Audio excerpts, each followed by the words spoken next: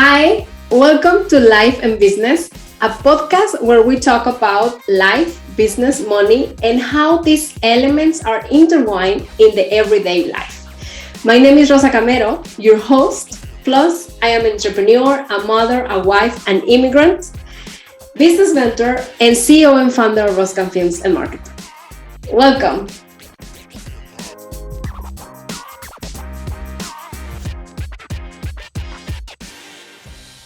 Hello. Welcome to this podcast, Life and Business.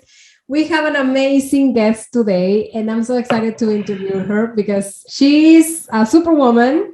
Her name is Cathy. She is a film producer and a film director, and she will tell us more about who she is. Who is Cathy? Tell us about you. Hi, really nice to be here. Thank you for having me. It's lovely to see you as well. So I run a small production company, which I set up after working in television for nearly 20 years. So I did a whole range of stuff, mostly factual entertainment and documentary. Before I directed, I was on the road all the time. Then I spent years of my life probably locked in an edit suite of one description or another, overseeing various, short-term edits, long-term edits, doing all sorts of subject matter. And then when I had kids, I decided to give it a go, setting up my own company, partly because I thought I'd spotted a gap in the market, which was that what I could see at that point was that corporate clients were being really badly serviced. So they were being charged an awful lot and getting a pretty shabby, not very well made product in return. And I thought, probably very naively, I thought, God, I have all these skills, right? I've been working in telly for nearly 20 years. Let me see if I can make a go of this. So I set it up just after having my first child. And then quite quickly, I was pregnant with a second. So I had like one tiny job and I had another tiny job. And obviously, you're kind of riddled with imposter syndrome and thinking, oh my God, what am I doing? Am I ever going to work again? So yeah, one job led to another job, which led to another job. And then I did a film for somebody who was doing a little startup company on the side of his big corporate job. So he'd seen something that I'd made, decided he liked it, contacted me. I made this film for him. And off the back of that, I got a contract from him through his big corporate job for 25 films. So this was 3 weeks before I was due to have my second child. So I was one of those crazy people who kind of just went, yeah, it's totally fine. No problem at all. Lovely, really great, really excited to work with you. By the way, just so you know, I'm having a baby in 3 weeks, but I'll be back up and running again about 2 weeks after that. So everything's totally fine. And I kid you not, I was there literally in the hospital the day after having had Archie, emailing the client going, hi, just to let you know, everything's great. I'm great. The baby's great. Looking forward to our first conference call. Speak to you soon. Bye. And I look back now and I'm like, oh my God, how did I do that? Yeah, it was crazy, basically. But, incredibly instructive that if you put your mind to something and you really want it, if an opportunity comes your way, even if it's really, really hard, if you want it badly enough, you can figure out ways to make it happen, which is what I did. So I kind of muddled through. Life was unbelievably clockwork. So every day was the same, wake up and feed the baby at 7, go do this at 8, do this at 9. It was just this regimented thing. And then luckily he was a very good sleeper. So I used to do the 7 o'clock feed, put my toddler to bed, do the 7 o'clock feed, and then he would sleep upright on me till the 10 o'clock feed. So between sort of 7:15 and 10 o'clock, I would sit there and kind of work crazily, do viewings. I remember breastfeeding with one phone in one hand, watching the edit happening. So I was getting sent quick times of the edit, looking at the cut on one phone, making notes of my thumb on the other phone, and with the baby in my arms breastfeeding. So I was literally juggling his head into the right position, kind of. And so that kind of led on to other work. Obviously, like many people around the world, I guess everything went incredibly quiet when COVID hit, but touch wood, things are picking up again a little bit now, which is nice. So yeah, that's a very long roundabout explanation, isn't it? But that's me. Probably, I don't know, because it was your second child and your second born. I don't know, like also I am expecting my second baby, and I don't know, it's like easier. Probably it's like because you already passed the first one, so it was okay. So it's like, I'm gonna be fine after like delivering a baby. Like Yeah. I can do it, I can do everything. Like for me, it's also like having projects, doing this, and like I'm planning to work until like the date of birth almost. Having a baby, what could possibly go wrong, right? Exactly. What? Like, it's so easy. It's like having a baby. Let's have it. Let's move on with our lives. So I worked up until just before my due date when I had my first one. So I was working in TV. I was doing this insane. I mean, it was amazing. It was one of the best things I ever worked on, an architecture program.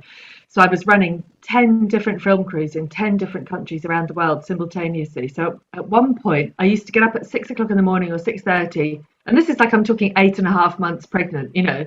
I used to check in with New Zealand at 6:30, Australia at 7, Indonesia at 7:30, get out the door, get to the office for about 9, check in with Europe, check in with the UK, New York would come on stream, you know, east coast of the US would come on stream about 1ish.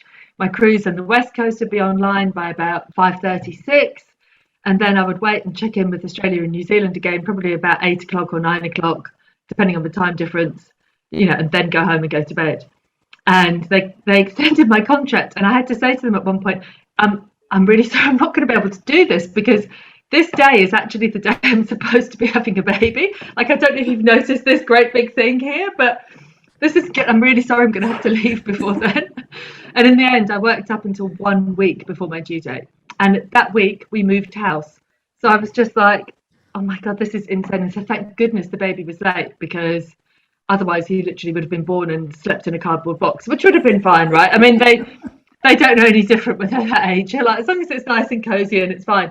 But yeah, I think that's partly why you and I connect so much, Rosa, is that we're both that particular type of women who just say, yeah, I can do that. And then you kind of figure out how on earth you're going to do it afterwards, and muddle on through and make it happen. Exactly. It's like, you're making things happen. I don't care. Like, I'm doing it. Now we know more about you as a professional and as a mom, but I would like to know more about Cathy the child. Like, who was Cathy when he was growing up, and the family. And also it's important because there's people listening from other parts of the world. So where you're from as well? I'm a really mixed bag. So my mum is a New Zealander who settled in London at the end of the 1960s. So I have this amazing, beautiful, gorgeous extended family in New Zealand, because my mum was one of 6 children. And my dad was British Canadian. So he was British, but his family had emigrated to Canada after World War II. So I was born in Edinburgh to an English, Canadian, New Zealand set of parents. And my dad just happened to be working at Edinburgh University at the time. Yeah, I was one of those kids that I remember pushing back against my mum loads and saying, I don't see the point of learning to read. What is the point of learning to read? This is totally stupid. I don't want to do this. And then, of course, once I understood what reading was and how it just opened my life, basically. And I spent a lot of my life with my nose buried in a book, basically. I got given my first pair of skates for Christmas when I was 4, I think. And they were the old-fashioned type of skates. They were metal with a little bar underneath, so you could extend them to fit your shoe size. And I remember I had one of those too. Right? I don't want to give away our ages, because obviously we are both young and youthful, but I do believe it's a sign that you were born in the 1970s if you had those, or early 80s. Early 80s. And so once I got those on my feet, I spent the rest. So when I wasn't reading, I was skating, basically.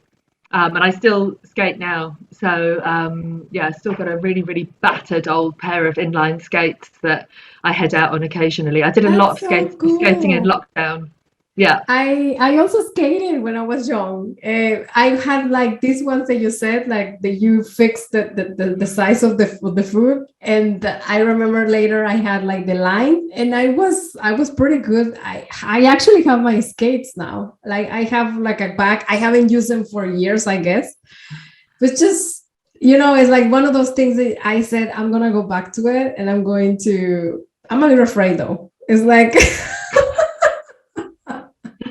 I still, even now, won't skate without wrist guards on. So I don't wear anything else. I'm cool without knee pads or anything, but I always wear wrist guards just in case. Like it's been just in case, you yeah, never know. Just in case. It's like we're not children anymore. We think like when I was young, I used to do this and it was really easy. You try it as an adult, and it's like, no, this is not this is not the way I remember. And getting buffed when you fall over hurts, right? You don't want to go into there. That was my childhood. And then when I was 7, my dad died very suddenly. He was out hiking in the mountains in Scotland and was caught in this freak not landslide exactly, a huge chunk of the mountain where they were hiking broke off and he was killed. So that changed life overnight, really. So we moved. It was just the biggest shock as a kid you can imagine, I guess. One day your parent is there, and then the next morning they're dead. And so that was obviously, just totally traumatic for my brother and I, and for my mum. After that, about a year and a bit after he died, my mum got a place at the London School of Economics, and we moved down to London. I remember as a kid, I guess I would have been 8 at that point, coming up and down from Edinburgh to London on the train with my mum to go house hunting. There was no internet, there was no nothing. People would send pictures of these houses through the post, but they'd take days to arrive, and then Mum and I would wait until there were a few we liked the look of, and then book a train and go on these trains.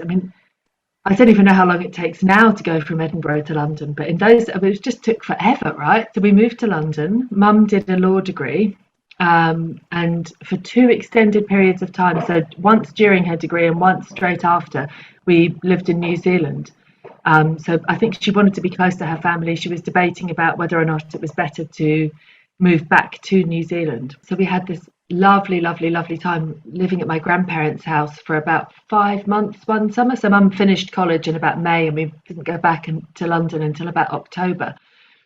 And in those days, when my grandparents lived, they lived in this tiny little prefab 1950s bungalow with this beautiful garden leading down to shallow cliffs and this turquoise bay, basically, where the water was crystal clear. And I don't think we wore shoes the entire time we were there, apart from maybe flip-flops if we had to go to the supermarket, and that was it. Sounds lovely. Yeah, and there were no roads. There was no tarmac road.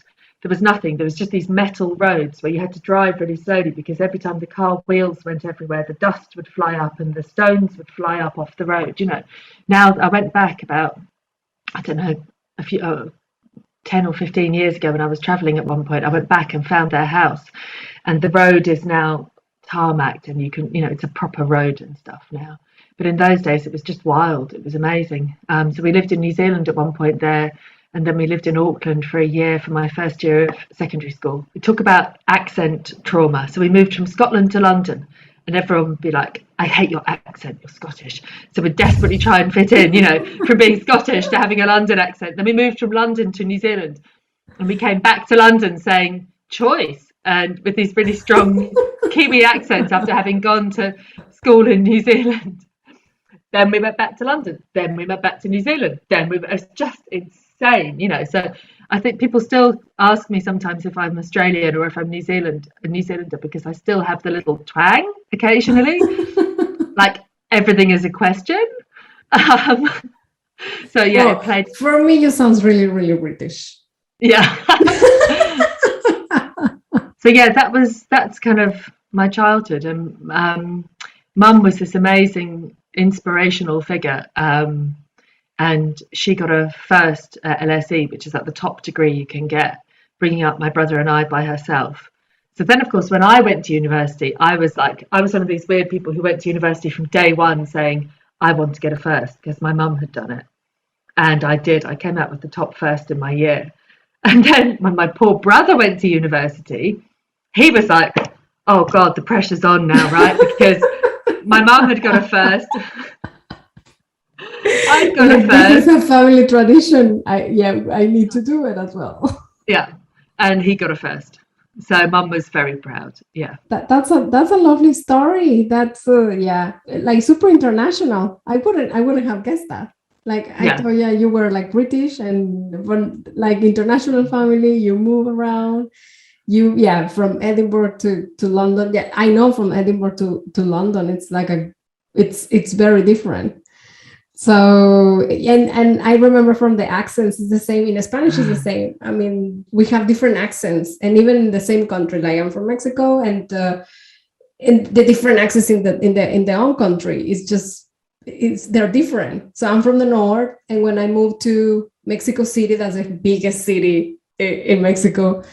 It's like I needed to adapt. It's like you said. It's like you need to sound like them because they don't accept you.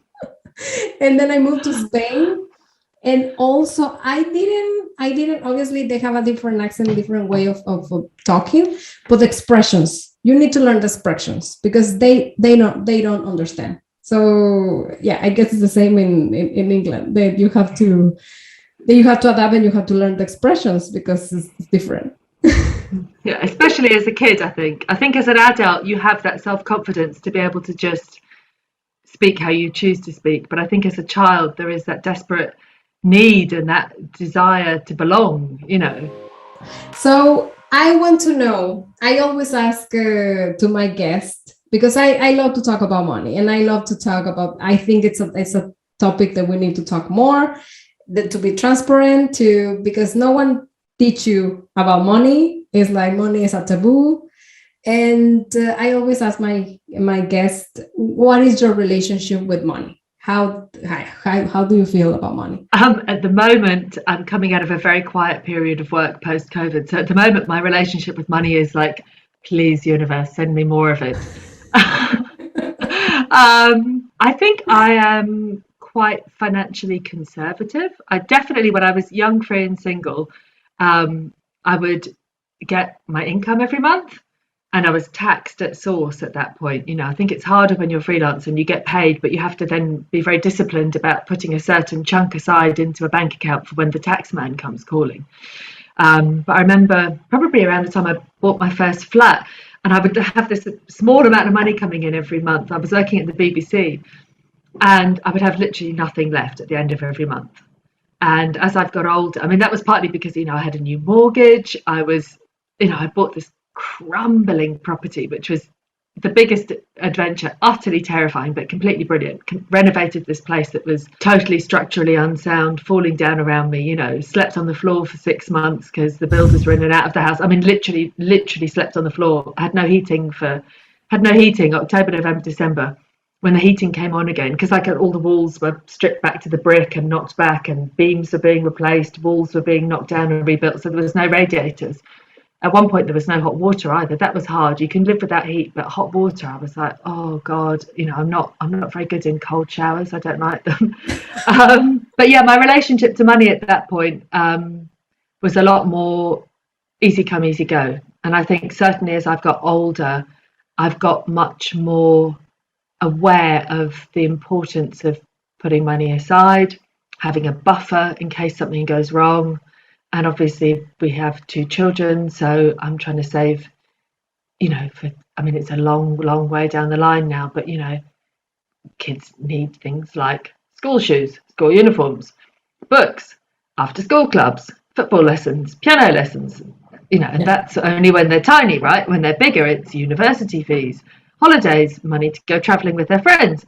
So I think as I've got older, my attitude towards money has definitely matured. I wish it had matured marginally earlier.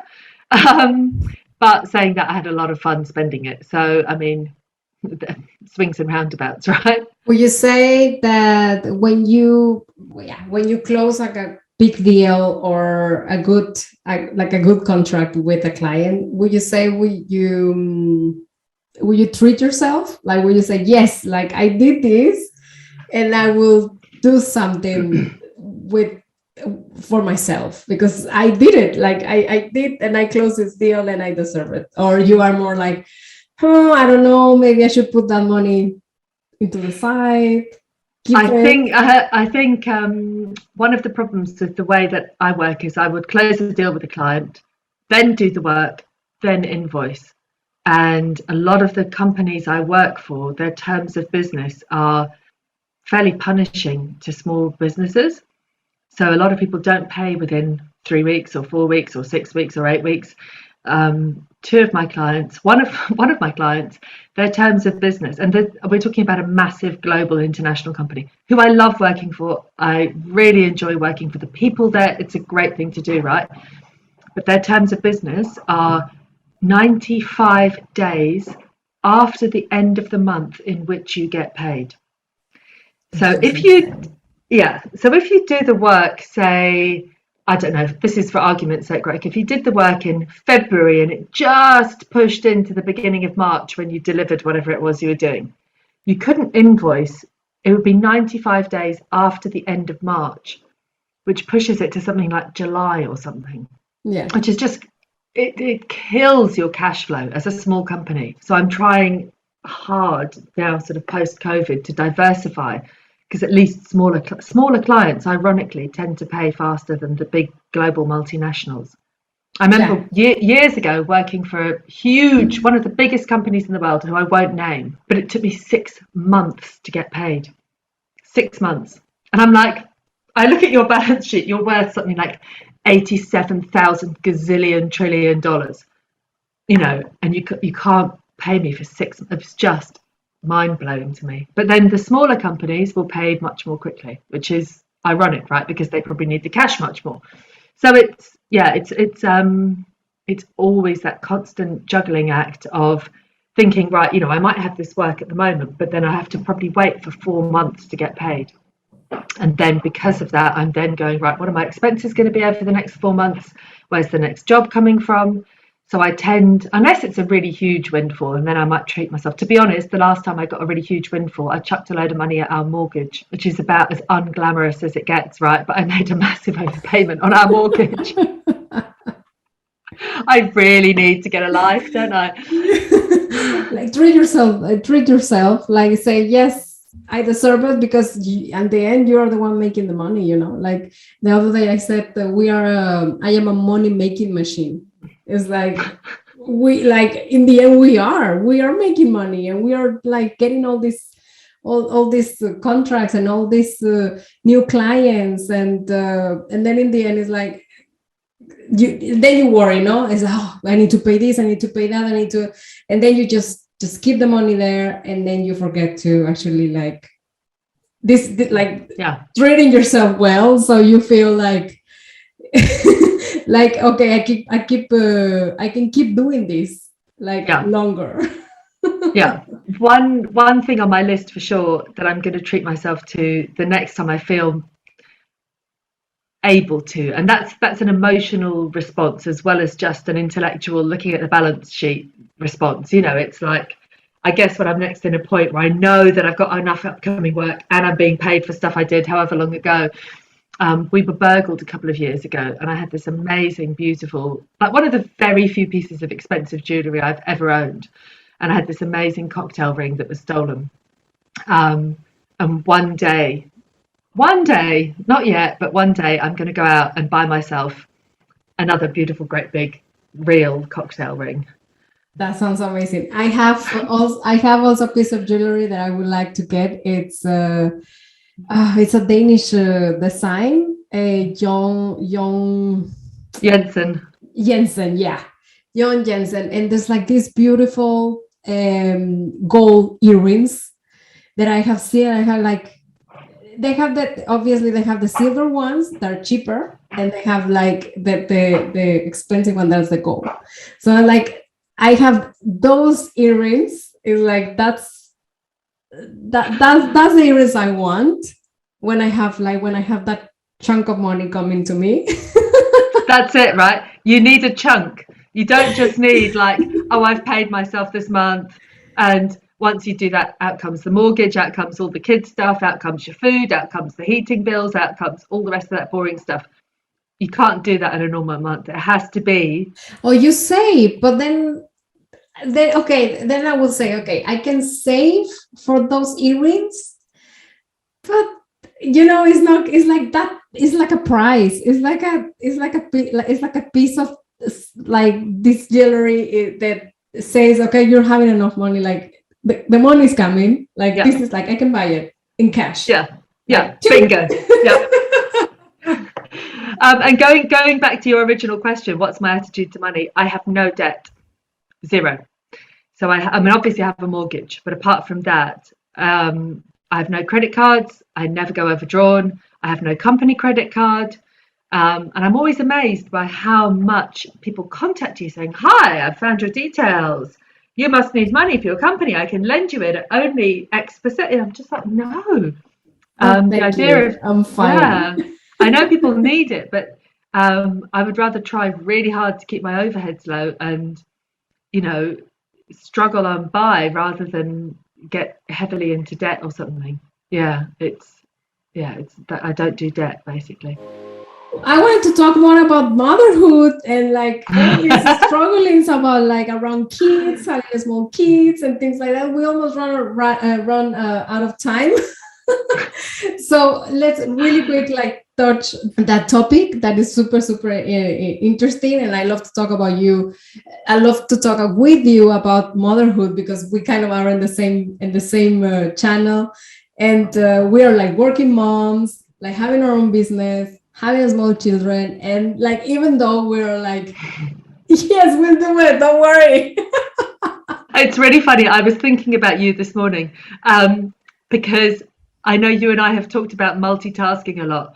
So this morning, okay, like I'm not kidding, this is my day. Like I was up at just after 6 on the laptop, sorting out quotes and stuff for this new work I'm hoping to get. And then I hopped onto my social media planner and was there creating graphics and content for my Instagram feed, my Facebook page and my LinkedIn page for like the beginning of next week. Then the kids got up. About 7:15. So by the time the children had got up, I'd already done like a good hour's work. So I made breakfast, made the lunch, changed all the sheets in the house. By the time the kids went to school, the first load of washing had gone through. The second one was going in. Came home, did some more work, spoke to my graphic designer, had a conference call. And it was just one of those crazy days. Like it was just like you're like a hamster in a wheel. And then one of the things I've really found the last year or so is that when I'm busy, any kind of time that I would normally get for me just goes because all the other stuff expands to fill the time available. So I've started trying to block in periods of micro exercise.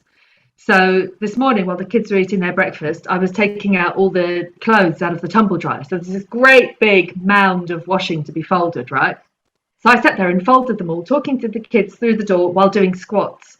So by the time the kids went to school, I'd done like 80 squats and a bunch of star jumps or something, while I was also folding all the washing and running in and out. I start every day by doing 100 jumps. And so I'll do that normally while I'm squirting all the plants because I'm a massive plant fan. So I have a massive sort of urban jungle in my house. And so I'll quite often jump around the house at like 6:30 in the morning, 7 o'clock in the morning, squirting all the plants, doing, running on the spot or whatever, trying to get my system going but it's bonkers. Or I'll do it when I'm ironing this kid's school uniform. I'll put the iron down, do 3 squats, move the iron to a different place, do 3 squats. I've discovered school uniforms are almost indestructible, that you can leave an iron face down for up to 10 squats. I kid you not. It's true. So it's really interesting what you're saying about having a routine. Like for me, the most important is my routine, like my morning routine. So, well, right now I'm pregnant. I'm not doing a lot of exercise because I'm really tired all the time. But in my normal days, when I don't have a baby in my belly, I can exercise. Like I actually go out and exercise. I do yoga or run, or I walk, but that doesn't help me that much. I do meditation and I do affirmations, lots of them. Like I'm a fan of affirmations. Like that's one of the things that helped me with, I think, mindset. And after that, then my daughter, I take her to school, and then I start working around 9. So I think for me that's the most, like, my routine in the morning is the most is the most important. But yeah, you're right. It's like having this, like, because you are super busy, you give priority to other things, and then in the end, it's like yourself.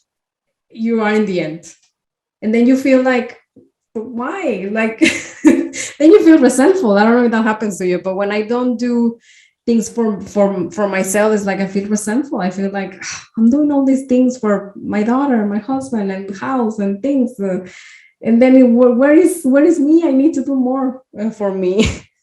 So I don't know if you feel that way. I think it's very easy to put yourself last, and I think it's also very easy for that to become a pattern of behavior that then becomes normal, and then it's really hard to remember that actually you are as important as everybody else. I've started trying to, again, block out a yoga class once a week. And it's difficult in the evenings because either I or my partner might be out or might be doing stuff, or doing, like, he does football sometimes or whatever. So I've given up on the evening ones. But I've started trying to commit to one morning a week. And so the class is 90 minutes. Well, the class is only an hour, but it takes, I drive there, drive back. So it's probably a 2-hour chunk. And it doesn't sound like a lot, but just, I've done it the last 2 weeks, and just mentally the difference that makes to hit the mat, to stop, just to stop. Yeah, it's, and I think it's really easy to get caught up in how much there always is to be done, because it's exhausting, right? It doesn't stop. There's all, I don't know about you, but oh my God, since when did the washing machine require 700 loads of washing every single day? You know, small children get muddy, they get dirty, they need different clothes. So many clothes. So many clothes. You're like, how did this happen? I remember when I was living by myself, like young, single and carefree, I would do maybe two or three washes a week, and that was like including changing my sheets once a week, you know, because you just didn't have that many dirty clothes. And now it's like, oh my God, if I blink, if I don't do a wash for one day, the whole washing machine basket will be full, you know, the dirty clothes basket, excuse me. It's just crazy. And I was going to tell you about the yoga, then now that you're going to yoga, and then how our brain, like, that this happens to me. Like, I know how good it is. Like, I know, like, maybe yoga, maybe something like maybe running, right? I like less running than yoga. And for me, then you convince yourself not going, because you need to do something else. And then you convince yourself. It's like, why are you like, why are you're not going? No, you need to do this. It's better to sleep a little bit longer. It's okay. You don't need to run today. You run like double tomorrow.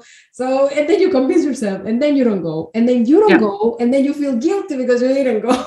I also have this concept of free time, not as in spare time, but in time that it is comes to you for free, which is kind of like before the children get up is free time. So that time is just handed to me. So if I'm awake, rather than lying there and thinking about stuff, or which is what I generally tend to do, thinking about the day, thinking about, oh God, what have I got to do? Why am I awake?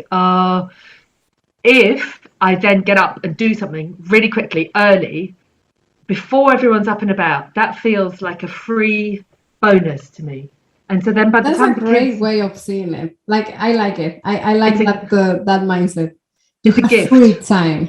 It's free. So if you wake up early, then you have this free time, and it's all yours. Yeah, and it's free, because otherwise you would have to do all that boring stuff in time that you want to be able to do something productive, for you with. So if I get up, like this morning was sort of a ridiculously productive example, but because before the children left the house, anything that happens before they leave the house is a bonus, right? So this morning, before they left the house, I had taken all the sheets off the bed, changed all 3 beds, done all this other boring stuff. I've already wrapped. So they've got 2 or 3 birthday parties coming up. Plus, it's the kids' cousins' birthdays today. So I've wrapped all the birthday presents. So that means that when they come home from school, I can be nice mummy and just play with them and do whatever. And when I'm in the working day, I can do my thing. But in that period of time before anybody else is up, or when there's only one kid and they're just kind of quietly drawing or whatever, the more I can pack in to that period of time, the more free time it frees up time later in the day to do something that you actually want to do. Because who wants to spend your life hoovering and doing washing and stuff, right? It's mind numbing. Yeah. The more you can get out of the way as early as possible, then the rest, it frees up time. So it's like a gift, basically. I've tried to shift my own mindset, shifting my mindset. Instead of waking up early and feeling sorry for myself because I haven't had another hour's sleep, I wake up and go, this is freedom. This means that later on in the day, I'm going to be free. Bang. And me too, in my not to-do list, but in my something that I want to have. I haven't done it. It's been in the progress, but I want to hire someone like a cleaner. I want to find like someone cleaner can help me to come and clean at least once a week So it's like I am free of those tasks that I don't like. It's like, not because we're a woman, we need to like those things. Not because we're a woman, we need to do everything, work, taking care of the kids, changing sheets, cleaning the house, like all this, the deep cleaning, like trying to read like, for example, Copenhagen, and you live here, and we haven't talked about that, and we don't have enough time now.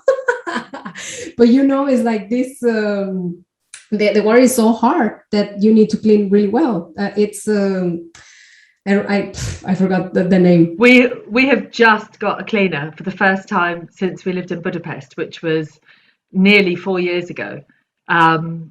And oh my God, I literally love her. She's amazing. She rocks up, has a pair of headphones on, listens to music, doesn't stop the entire time, and she leaves and the house is clean. And every time she leaves, I practically want to kiss her. I'm literally like, I am so grateful. Probably I'm gonna feel like that when that happens.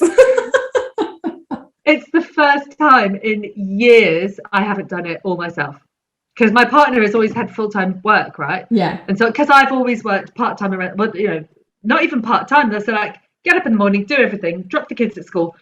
If I'm busy, work, like not even have a pee, not even have lunch. Get to that 20 minutes before school pickup time, quickly eat some food or eat something in the car on the way to pick the kids up from school. Pick the kids up from school, play, go to the park, do mummy stuff, make dinner, and then do bath time, put the kids to bed. And then the minute they're asleep, it's like on the laptop again, on the laptop until midnight, go to sleep, get up and do it all again. Rinse and repeat, man. Oh my God. Like an octopus. I always say, I am like an octopus. Don't bother me. I'm like in my zone now. Seriously, if you could see me doing squats while folding the laundry, octopus woman. I hear you, sister. We haven't talked about this, but we met in Copenhagen.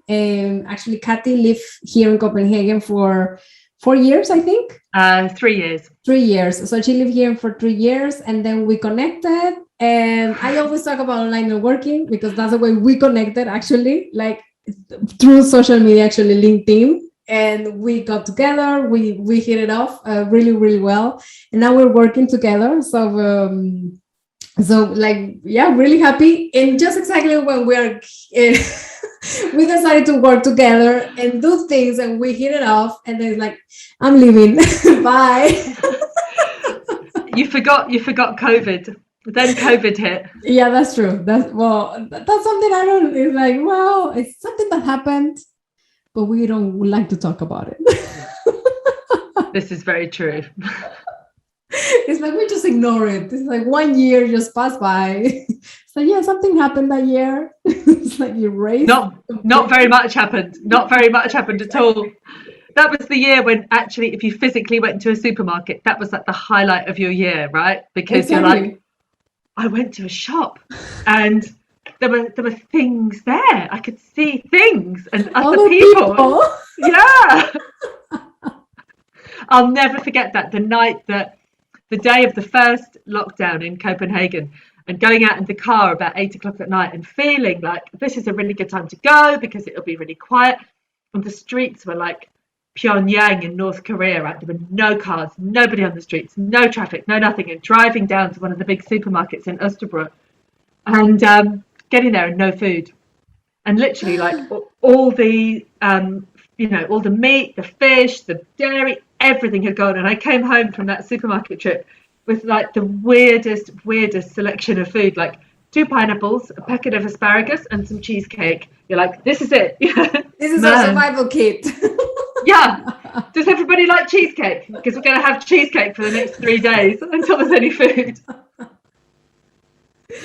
I never encountered that, actually. I didn't encounter the supermarkets didn't have enough food. Like they have enough food around, like the supermarkets around our house. But it's just, it's just like a period of time, let's say different. And then you decided to go to England in the middle of the pandemic. Yeah, that was fun, right? It's like, I'm here. No, I'm sorry. I'm leaving in 3 weeks or 1 month. It's like, okay. That was insane. It was like we knew we were going to leave, and then we started reading all about this stuff in the UK press about Britain is going to introduce mandatory hotel quarantine for everybody. And we looked at each other. And we looked at our 2 kids who just turned 5 and just turned 7, and who at that point were probably throwing Lego at each other or jumping up and down off the sofas or God knows what, And we looked at each other, we're like, could you do 2 weeks locked in a hotel room with our children? And I was like, no way. And we literally left. That was a Sunday morning. We did everything, packed, sorted everything out, did all the paperwork, did absolutely everything, and flew out on the Friday morning. It was totally crazy. I mean, the night before, the amount of paperwork we needed to get onto that flight, the night before we left, I didn't sleep because I literally just lay there thinking, oh my God, what if the plane's delayed and our COVID tests then are like more than 72 hours from the point of departure, or what if this happens? We literally had this like A4, those transparent folders which you put papers in.